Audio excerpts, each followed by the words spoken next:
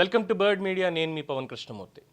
జన సైనికులు గర్వంగా కాలరెగరేసి మరీ చెప్పుకోండి, మా నాయకుడు పవన్ కళ్యాణ్ మాట ఇస్తే తప్పడు, నెరవేర్చి తీరుతాడు అని.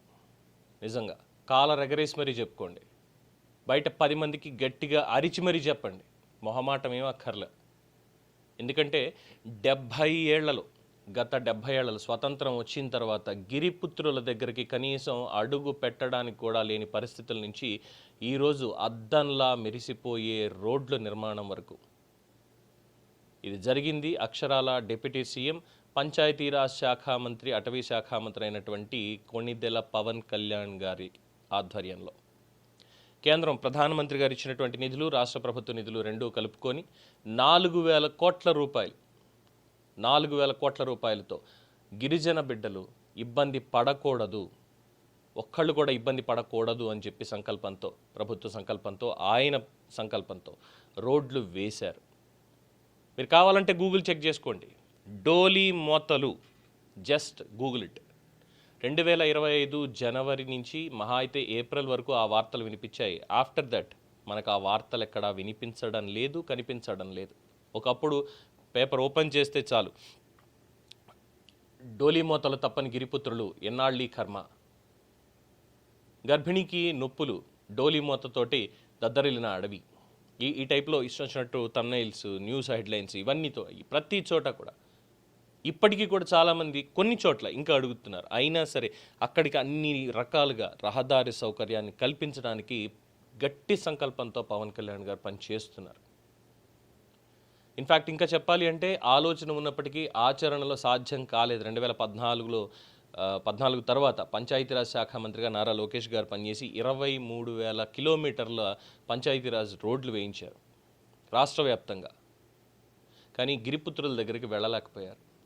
పరిస్థితులు కావచ్చు, ఇంకోటి కావచ్చు. కానీ ఎట్టి పరిస్థితుల్లో ఈసారి మన కూటమి ప్రభుత్వం ఆ పొరపాటుని చెయ్యకూడదు. ఖచ్చితంగా ఫస్ట్ ప్రయారిటీ గిరిపుత్రుల దగ్గరికి వెళ్ళాలి. ఆ డోలీలో మోయడం ఏంటండి? మనకి ఏమన్నా వస్తే మనం హాస్పిటల్స్కి వెళ్తాం, అంబులెన్స్ కాల్ చేస్తే టక్ మనం వస్తారు, వెళ్తాం, ఇదంతా బాగానే ఉంది. కానీ వాళ్ళు మాత్రం అడవిలో ఉంటూ, అడవి బిడ్డలు, వాళ్ళు ఎందుకండి ఇబ్బంది పడాలి అని చెప్పి క్యాబినెట్లో పవన్ కళ్యాణ్ ప్రశ్నించడం మాత్రమే కాదు, అదేదో మీరు చేస్తారా చస్తారా అన్నటువంటి డిమాండ్ కూడా కాదు, మనం చేసి తీరాలి అనేటువంటి ఒక సంకల్పం.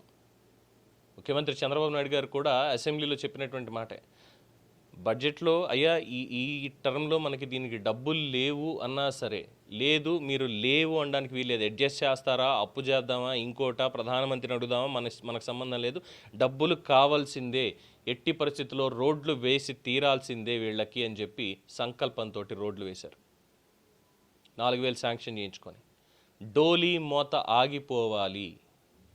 డోలీ అనేది చరిత్రలో చెప్పుకోవాలి. అప్పట్లో రోడ్డు సౌకర్యం లేక డోలీల్లో మోసుకొచ్చే వాళ్ళని ఇలా కష్టాలు పడ్డాం అని తర్వాత తరాలు ఎప్పుడో జరిగిందిరా ఇది, ఇప్పుడు కాదు అనేటువంటి మాట వినిపించాలి తప్ప మళ్ళీ ఈ ఆధునిక యుగంలో కూడా డోలీలతో మోసుకుంటూ వెళ్తున్నారు. గిరిజనులు పాము కరిచిందనో, ఇంకోటైందనో, అనారోగ్యమనో, వర్షాలు వచ్చాయనో, ఈ ఇబ్బందులతో అక్కడ అడవిలోనే ఇరుక్కుపోయి ఉన్నారు, సహకారం అందకి ఇంతమంది చనిపోయారు అన్నటువంటి మాట వినడానికి లేదు అనేటువంటి ఒక గొప్ప సంకల్పం.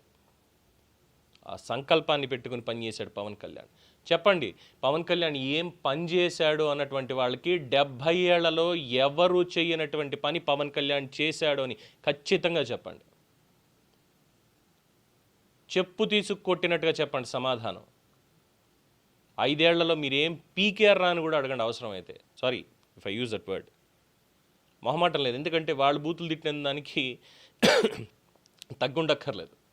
చేసిన పని చెప్పుకోవాలి ఖచ్చితంగా. 5 ఏళ్ళు రోడ్లు వేయకుండా, రోడ్డు సెస్ చేసి, పెట్రోల్ మీద కూడా తగ్గించినటువంటి వ్యాట్ని పెంచి మళ్ళీ దాని మీద మళ్ళీ ఇంకో రూపాయి యాడ్ చేసి సెస్ చేసి జేబుల్లోంచి పన్నుల్ని పీక్కు తిన్నారు. రోడ్లు ఇలా కొన్ని చోట్ల రోడ్డు వేసుకున్నారు. మన విశాఖ మనీ ఏరియాలో భమిడికలొద్ది ఆ ఏరియాలకి రోడ్లు వేసుకున్నారు. దేనికి అంటే లాటరైట్ ముసుగులో బాక్సైట్ తవ్వడానికి. ఘనత వహించినటువంటి సుబ్బారెడ్డి గారి తనయుడు, అలాగే మిగతా వాళ్ళు కూడా, విజయసాయిరెడ్డి గారి అల్లుడు, ఇలాంటి వాళ్ళు కొంతమంది కలిసి అక్కడ చాలా చక్కగా రోడ్లు, మట్టి రోడ్లు సైతం వేసుకొని లారీలకు లారీలు లాటరైట్ ముసుగులో బాక్సైట్ని తవ్వుకొని మరీ తెచ్చుకున్నారు. అనేక జీవజాలం కూడా నశించిపోయింది ఆ లారీల కింద పడి. అలాంటి పనులకు వాడుకున్నారు. అంతేగాని గిరిజనులు డోలీల మోతలు ఇవి ఆగల. వాళ్ళ ఆరోగ్యానికో లేదంటే వాళ్ళకి సౌకర్యానికో అవల. కానీ పవన్ కళ్యాణ్ ఏం చేస్తున్నారు ఇప్పుడు? పంచాయతీరాజ్ శాఖ మంత్రిగా జల్ జీవన్ మిషన్, వాళ్ళకి స్వచ్ఛమైనటువంటి నీరు వాళ్ళకి అందాలి, ఎటువంటి ఇబ్బందులు పడకూడదు, వాళ్ళకి ట్రాన్స్పోర్టేషన్ వెళ్ళి తీరాల్సిందే. అక్కడికి కొండలు గుట్టల్లో అక్కడ ఉంటారు వాళ్ళు, అయినా సరే వాళ్ళ దగ్గరికి వెళ్ళి తీరాల్సిందే. వాళ్ళు ఈ దేశ పౌరులు, మనకి ఓటు వేసినటువంటి వాళ్ళు, వాళ్ళ దగ్గరికి మనం వెళ్ళి తీరాల్సిందే.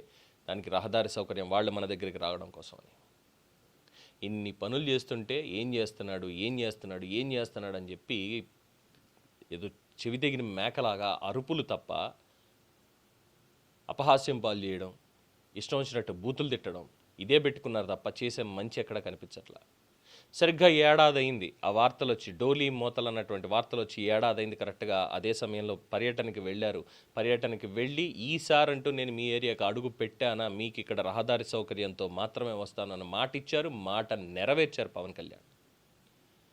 తార్కాణం మన జనసేన 13వ ఆవిర్భావ సభ ఘనంగా చేసుకునేటువంటి అవకాశం ఉంది.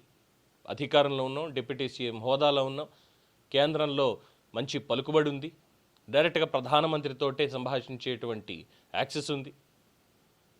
అంత పవర్ఫుల్గా ఉండి చాలా నిరాడంబరంగా అక్కడ అధికారులతోటి కొంతమంది కార్యకర్తలతోటి అక్కడికి వెళ్ళి వెళ్తున్నప్పుడు కూడా చాలామంది చూసినటువంటిది, మొన్న కూడా వీడియో సర్క్యులేట్ అవుతుంది.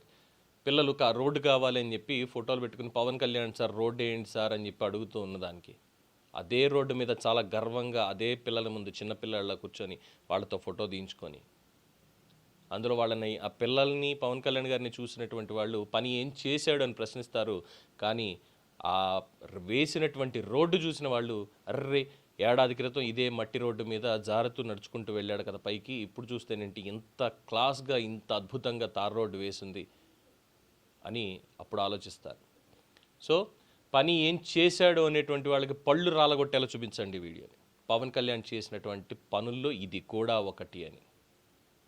దీని మీద మీ అభిప్రాయం తెలియచేయండి. చూస్తూనే ఉండండి ది బర్డ్ మీడియా.